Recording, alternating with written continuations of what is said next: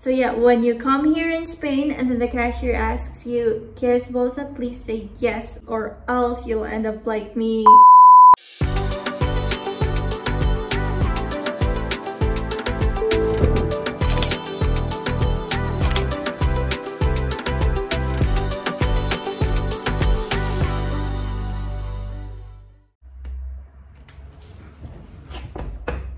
Hi, welcome back to my channel. If it's your first time here, let me introduce myself. My name is daisydianned. That's why my holder is daisydianned. I'm 22 years old, born and raised in the Philippines, but right now I am currently living independently here in Madrid, Spain. Si es tu primera vez aquí, hola, soy Daisy, tengo 22 años, soy de Filipinas y ahora estoy trabajando en un instituto en Madrid. Pero no en Madrid, en Ciudad Real, but still part of Madrid.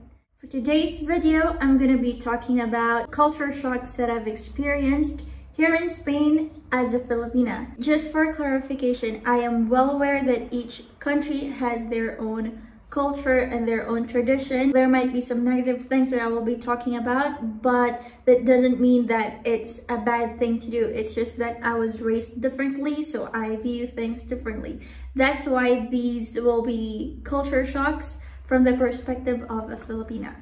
So yeah, let's start. In my first video, I've mentioned about KFC and McDonald's not having rice meals. So that's one culture shock for me because I was expecting them to have rice meals like McDonald's and KFC in the Philippines. And I've also mentioned in my first vlog about using knife and fork when eating, because in the Philippines we just use spoon and fork. So those won't be part of the culture shocks that I'm going to be talking about today. First on the list is what you saw in the thumbnail: Spanish people putting bread on the table. In my country, we just don't do that. Regardless of how clean your table is, you just don't put any kind of food on the table. It's always on the plate. So if I have some bread, for example, I wouldn't put it on the table. I would put it on a plate, or if I have like a glass of water or something, I would put it on top of the glass, but never on the table. It's not something that we do. Again, regardless of how clean your table is, for me, it's not sanitary to put food on the table. Second culture shock that I've experienced is still regarding eating, and that's the eating hours of Spanish people. So let me just explain. In the Philippines, we normally start having breakfast at like 6, 7 if your work starts at 8, or like if your work or school starts at 7, then you have breakfast at 6. And then lunch is almost always at 12 o'clock, or if not, at 1 o'clock, but that's already like late. And then dinner would normally be 6 to 8. Some people even eat at 5. Here in Spain, they normally have lunch at 2 o'clock, or 2:30, or 3 o'clock. And they have dinner at 10 o'clock, or probably 9. Some even have dinner at 11. And for me, that's really super duper late, because we should have dinner 3 hours before we go to bed, before we sleep. So if you eat at like 10 or 11 and you have to sleep at 12, then that gives you just 1 or 2 hours. But the difference is that in the Philippines, as I've mentioned as well, we have rice for breakfast, lunch, and dinner. So that means our dinner is something heavy. But here, lunch would be heavy, but dinner would be lighter. So I think it makes sense that they eat late. But yeah, that's it. Third culture shock. This is probably unique because I'm a Filipina. Third culture shock is that cars stop and let people cross. In the Philippines, that's just not the case. Well, except if there's a traffic light, but I'm talking about roads without traffic lights. In my country, people would stop and let the cars pass first before they cross the street, even if we are on a pedestrian lane. But here, I'm actually still trying to get myself used to it, because when I cross on a road without any traffic light, I would just automatically stop. I think it became a habit because that's how we are. That's what we do in the Philippines. So I would normally stop and wait for the car to pass. But the car drivers always let us pass first. They stop and then they let you pass. So yeah, that's another culture shock for me. We're down to our fourth culture shock experience, and that is no hierarchy. I took some time to adjust to this because in the Philippines, if you're older or if you're a boss, people would normally call you ma'am or sir. When I did my internship, I called all the teachers ma'am, sir, because that's how we show respect. It's like junior and senior relationship. So when I first came here, I sent an email to my bilingual coordinator and I would always address her ma'am, ma'am, ma'am. When I finally arrived in this school, she told me to just call her by her first name. And for me, that was really hard in the beginning because I'm just not used to calling someone by first name, especially if they're older, especially if they're like your boss, because basically bilingual coordinators are the bosses of language assistants. So yeah, in the beginning, it was kind of really awkward because I felt like I'm not showing respect to my bilingual coordinator, but yeah, that's just how things are. And when I finally got used to it, it became one of the things that I admire here because they just treat everyone equally. Like, even if they know that you're a language assistant, they don't treat you like you're inferior to them. They don't treat you like you're younger. They don't treat you like you're less experienced. They just treat you as equal. And that's one thing that I love about Spanish people. Number 5 is that supermarkets don't give you shopping bags. You have to pay for it. So when you pay the cashier and then they ask you, ¿Quieres bolsa? That's like, do you want a shopping bag? You should say yes, or else you'll end up carrying all your grocery, all your stuff. When I shopped at this Chinese store, the cashier asked me, ¿Quieres bolsa? I didn't understand her that time because, as I've told you, when I first came here, I only knew how to say hola, buenos dias, buenas tardes. So when she asked me, ¿Qué es bolsa? I didn't respond because, like, what? But no, I understood like bolsa is something like a bag. But I thought that they're gonna give it to us like automatically because that's how it works in the Philippines. But they don't. So I ended up just holding that bag of rice and bread that I bought. So yeah, when you come here in Spain and then the cashier asks you, ¿Quieres bolsa? Please say yes, or else you'll end up like me carrying your grocery. And another thing related to that is that cashiers here don't put your stuff in the bag. You have to do it yourself. So in the Philippines, there's someone we call a bagger. So that bagger is the one who puts your stuff inside the shopping bag. If you buy something here, please don't expect the cashiers to put your grocery or your stuff in the shopping bag. You have to do it yourself. And instead of buying a shopping bag in the grocery store or in the supermarket, you should bring your own eco bag. That's how it normally works here. You're helping the environment and you're saving money. Next one on the list is a really yucky one for me, and that's kids eating their own booger. Like, I worked in high school, and high school students don't do this, of course. But I have private classes with 3-4-year-old kids, and I also had private classes with 5 to 7-year-old kids. And I've seen them do this a lot of times. The first time I saw it, I couldn't really react in front of the kid, but in my mind, I was like, eee. I'm not sure if there's a health benefit to that, but those are dirt stuck on your nostrils, no?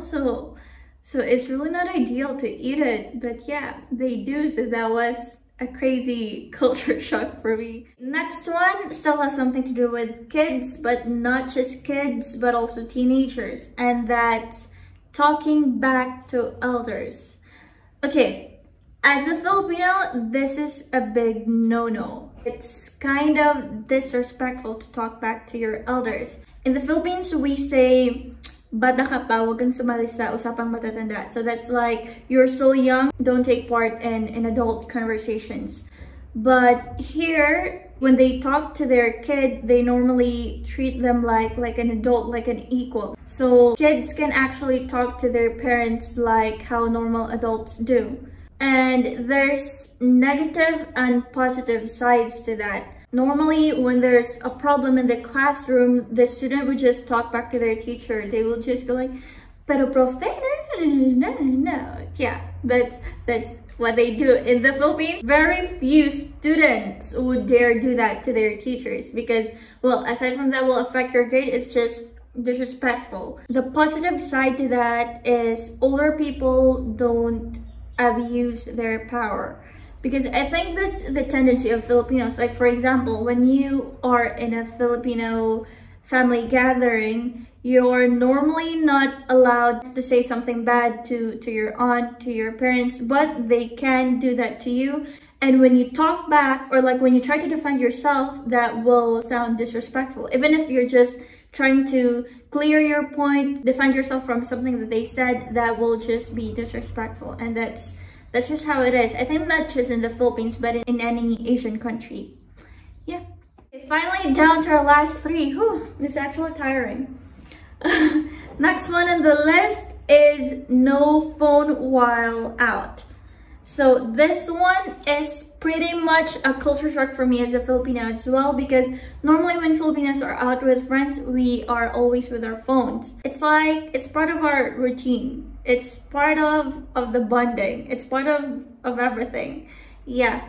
But here it's really a nice thing that when they go out with friends, they barely see their phones. For example, if you have a Spanish friend who's out with his other Spanish friends, you should expect that he or she wouldn't be texting you. I think very few people would be on their phones posting Instagram stories, or maybe when they post in their Instagram story, it'll just be like for a second, and then for the rest of the time they will just be talking, drinking, and laughing or dancing without taking their phones out. I think it's something that I'm not gonna be able to adapt. Like, as a Filipino, I would always use my phone when I'm out, so whenever I receive a message, I can reply to it right away. Yeah, that's it.